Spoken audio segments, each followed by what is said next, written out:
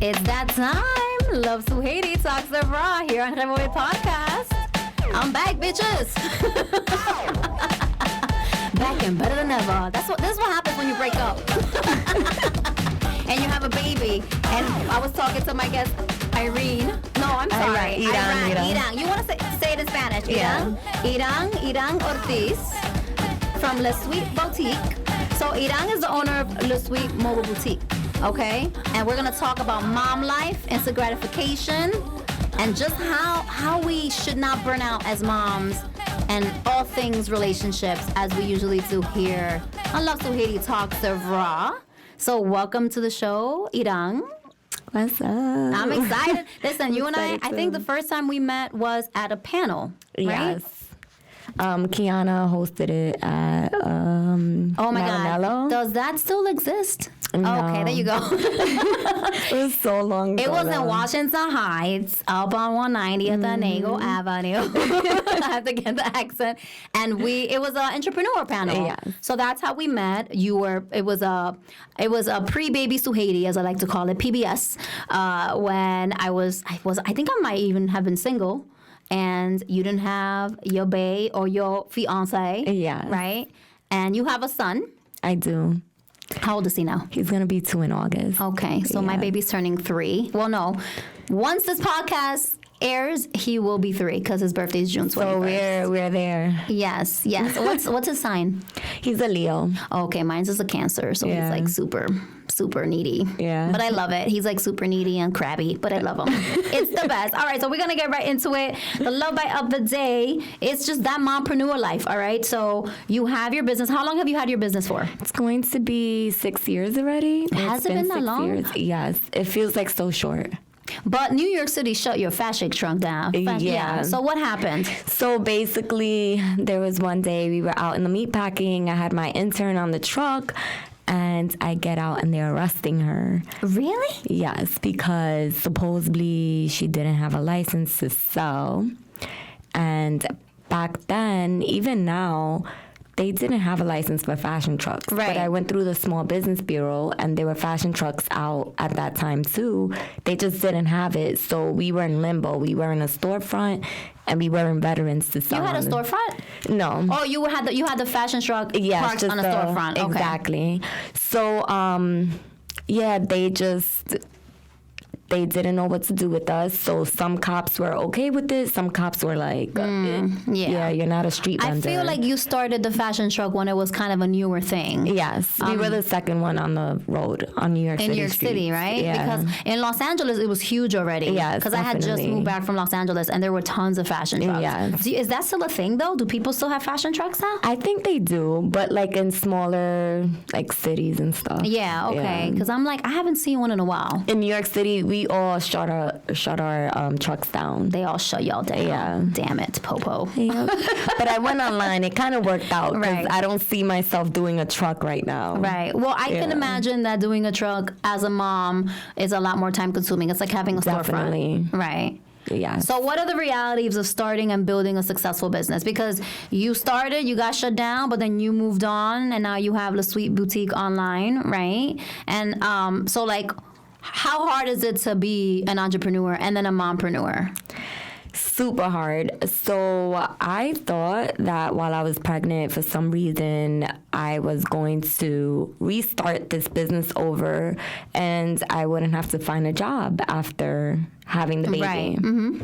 And no, it's not like that. I had to get a job and a side gig. Listen, you're preaching to the...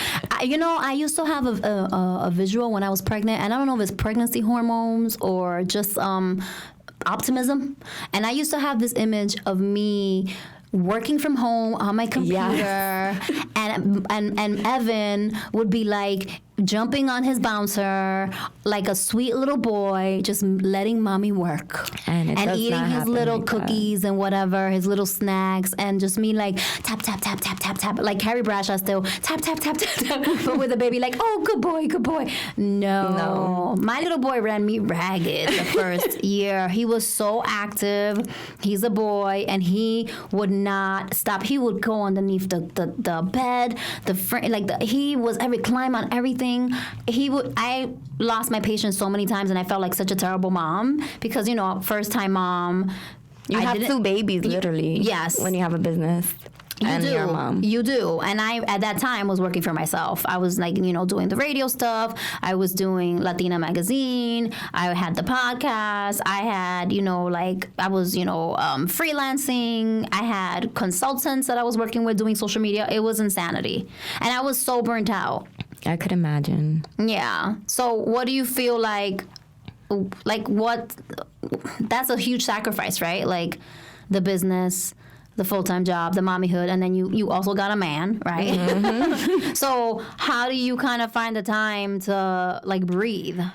So my fiance is a firefighter. So they have that weird schedule where they're gone for 24 entire hours. Yeah. Sometimes they have to go out of town. Mm-hmm. I remember my first week with a toddler. He wasn't even a toddler yet. He was an infant. A whole week alone because he had to go out of state for training. Oh, my God. And that was the first week. time is tough. Yes. And that was the week my mom decided to go to Cuba with my dad and my sister. I had absolutely no one. I had to call out of work and use that as a staycation. Mm-hmm. Let me tell you, by the end of the week, I had the flu because I was so burnt out. Yeah. Yeah. I mean, it's just a lot. And it's not even, and there's, obviously single moms. Right now I'm a single mom, but Evan's dad is super, hands-on. He has him, 50% of the time. So I do get days to, come to studio and do things like this. But I can't even imagine. My mom had 3 kids by herself, all, a year and a half, 2 years apart. My father was in and out, but for the most part, it was all her. And I'm just like, Mommy, how did you not throw one of us out the window? People, don't be mad at me for this. I'm not talking about to abuse your children, but that's how you get to that point. You get to the point. I remember one time I was so, and then I had postpartum, a lot of stuff. I was so at my wit's end that I said to myself, I now understand why women shake kids. I was like, this is so fucked up. You do start understanding. Well, you start understanding why women... Or why they leave. Why they leave. Yes. And it's and then you feel so guilty for feeling that. Mm-hmm. But it's a reality that a lot of people don't talk about, which is why I love following you on Instagram. Okay, what's your Instagram handle? It's Ireezy, IR5Es, Z as in zebra, NY. Because her Instagram story, so I'm on Instagram, but I'm not on Instagram. I just go to Instagram for the stories of 5 people. Mm-hmm. And Iran is one of the 5 people, okay? Because she is just so real about the struggle. Not just the struggle of living in New York City and how expensive it is. Not just the struggle of being a mompreneur, but even the struggle of self-care and treating yourself. You talked about money at one point, and I want to touch on that because you had some issues with feeling you could even take vacations, right? Mm-hmm. Because you felt guilty over that. And what was that about? So I stopped working. I used to bartend and have the store when I was single, before being a mom. And I was living like a free spirit, vacationing here and there, flying everywhere. Right. So here comes the pregnancy. If I was bartending, I bartended till I was 6 months because I had nothing else. Okay. Yes. You got to do what you got to do. Yes. So I had to save for the whole year that I was going to be off. And for some reason, I thought, I didn't know I was going to be off for a whole year. I thought I was going to go back to work after 3 months. Right. Again, before having a kid. The reality of what you think is going to happen, and the reality is completely different. Exactly. Yeah. So 3 months went by. And I didn't get my job back, and that's another story which I feel like I'm putting behind me, and I don't want to speak about it. No, yeah, for sure. But I ended up not working for a whole year. Yeah, that happened to me. I couldn't find a job. Yeah. Mm-hmm. So it was terrible. From going to be an independent woman who didn't ask anyone for anything, who flew out of the country when she wanted to, I'm off for a whole year and I can't go anywhere. Yeah. That just, made me die inside. Mm-hmm. No, yeah. But I remember you said something people would judge you for taking vacations and doing things like that. So, yeah, I had people well, there's two specific people that would always like say, oh, but you went this place and you can't do this. Like basically like, oh, I haven't paid down my student loans, but I'm going. But you're going on vacation. So they were judging how you were spending your money. Exactly. And after that, I decided not to tell people certain things. Like I just kept to myself, and more when I was pregnant, I was just like, I felt guilty about every little penny. Like for some reason, that's when it hit me the most. Right. Well, yeah, because you had a person you were going to take care of, and it just changes the ball game. Like how you see life changes the ball game when you become a mom. Exactly. Not for every mom, but for most moms. Yeah. Yes. So it was kind of like, I just, you know, it hit me hard. I started getting depressed because there were things I wanted to do, and I'm like, I'm not going to do it because people are going to think this. Right. People are going to think Jesus, that takes me back. Yes, and it's a terrible place to be. Like, you lose confidence in yourself. Yes. Right after baby, for some reason. I don't know if all women do, but it's like a euphoria. It's like a high and a low, every day. And that was what I wanted to talk about, like how motherhood changes everything. Like how you see yourself, how you see the reality of what you thought it was going to be, your life was going to be, and then the after, your energy, your goals shift because now you got another person, you got a person to take care of. You can't just be going around bartending at 5 till 4 o'clock in the morning. Exactly. Yeah. And it's crazy because you're being reborn again. Yes. So when your baby is born, you're being reborn as well. It's a rebirth for the mom as well. Yeah. I totally agree. I'm actually wanted to touch on also instant gratification, but I think I'm going to do that in the after show. So for y'all who are listening, there's an after show, youtube.com/lovesujeiry.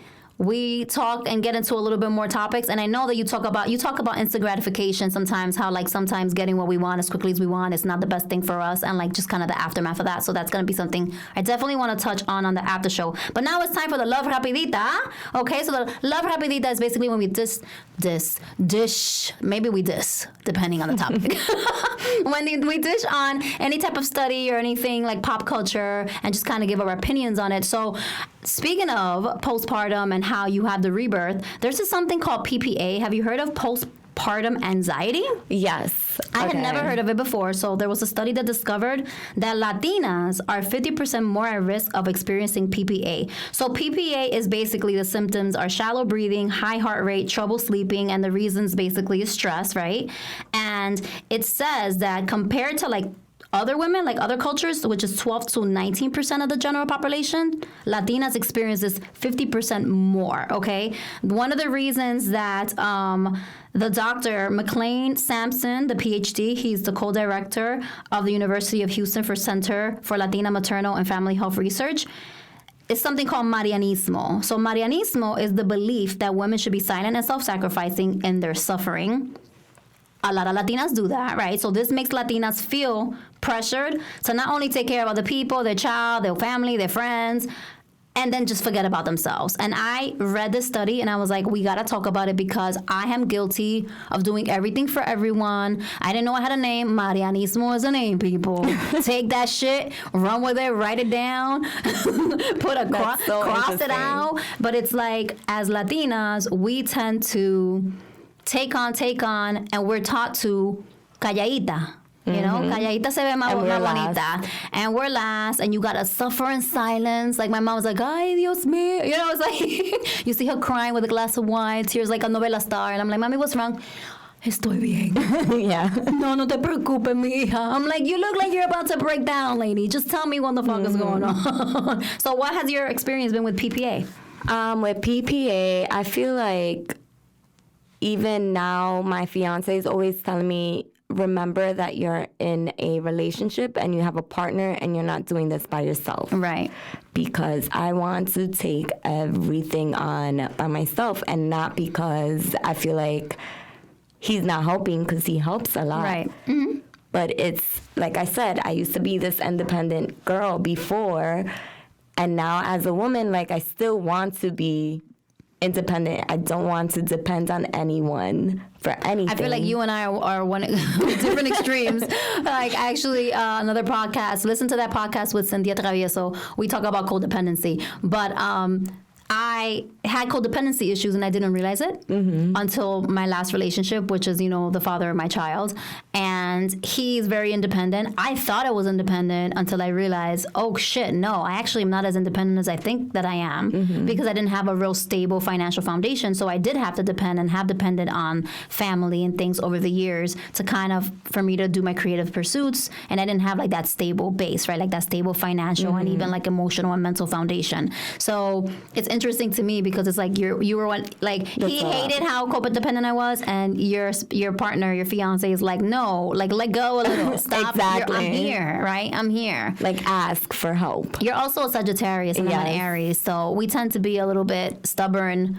And recently at my day job, my boss was like, Sujeiry, we're here to support you. So if we have something going on and you need a hand, just say, hey, can y'all do? Because we could get support, more support. And I was like, okay, I know. She was like, you say that, but you don't. I was like, yeah, I know that too.